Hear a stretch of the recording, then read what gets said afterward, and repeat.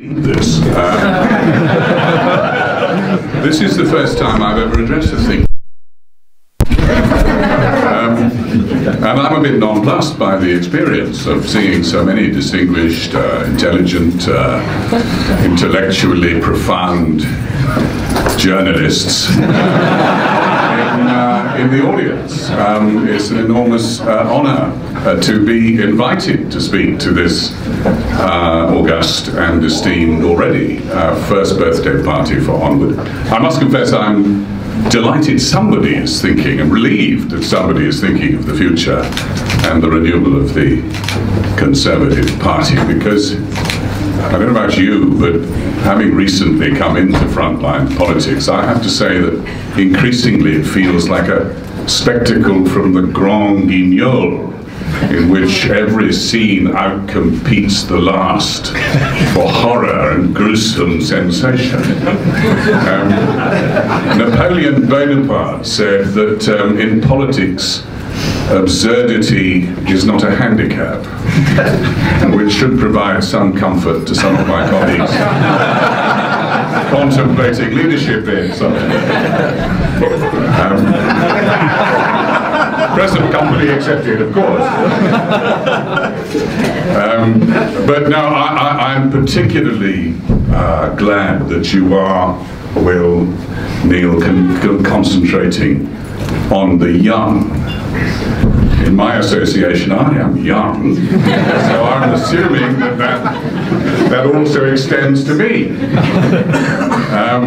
In fact, I was listening to a socialist commentator recently, who probably shall remain nameless, but Laura, you know him well.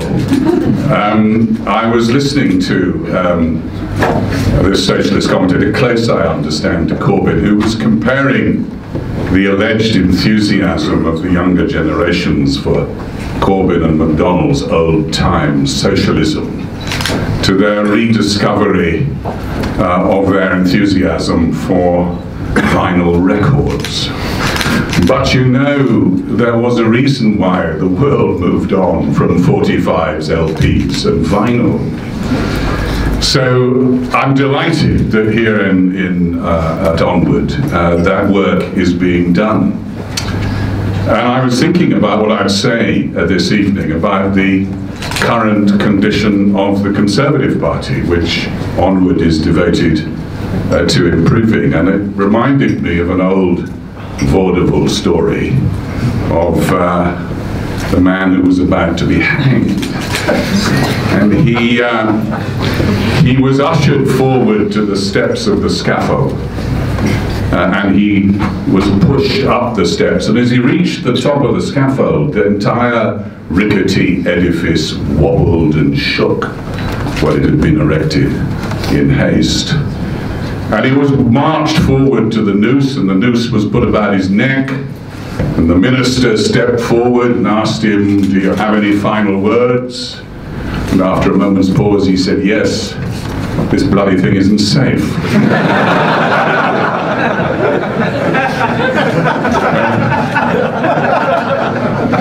I'll leave to you to deduce the relevance of that to the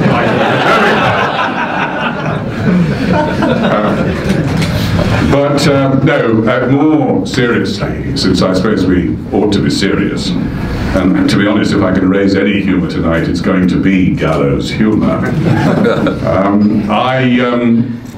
I do think that what you're doing here, Onward is doing here, is incredibly valuable and important. And I think if I were going to give any advice, and my advice is quite expensive, if I were to give any advice at all, it would be, I think, congratulations, it would be encouragement, and it would be one exhortation. Whatever any party does, there is no future for it unless we recognize the scale of the political event that took place on the 23rd of June 2016. And whatever response we fashion to that event, we must ensure that it is commensurate with the gravity and the sheer range and depth of implication that that event has. You don't have to agree with Ivan Rogers in every detail of his arguments to believe that he is right in describing it as a revolutionary event.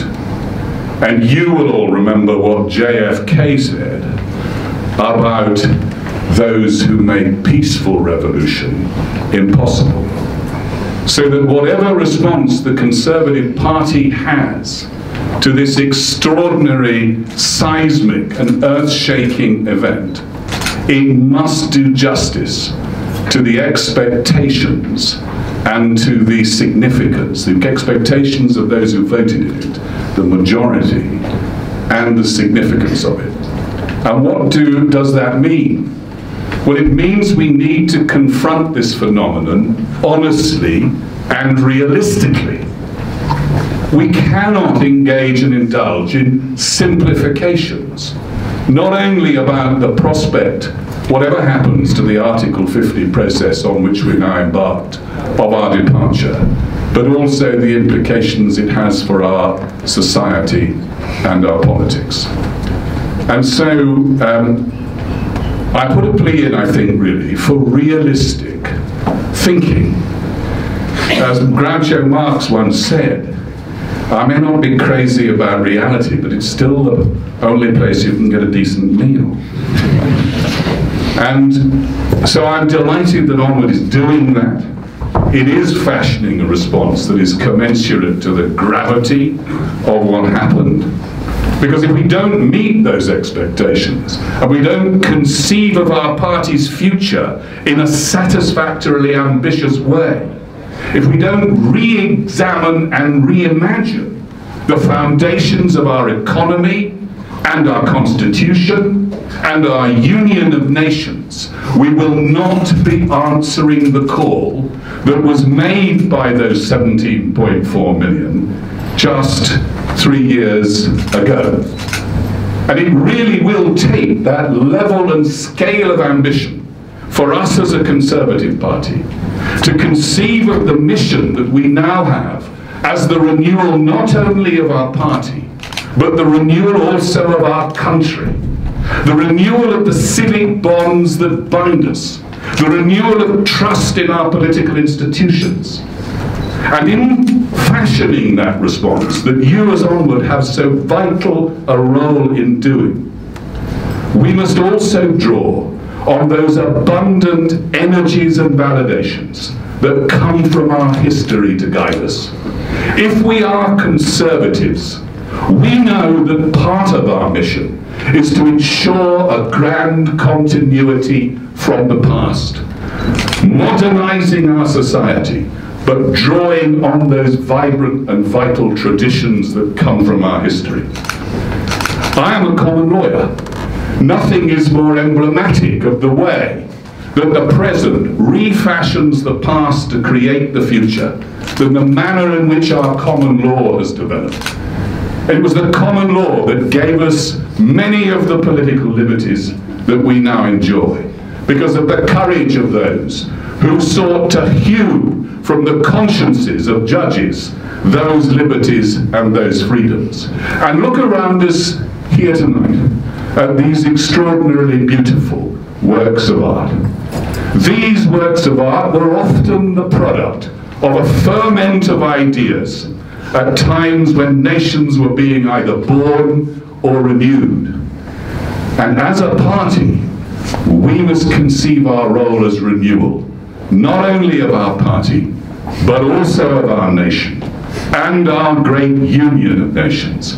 And I am delighted tonight that Onward is not leaving that call unanswered. Thank you very much.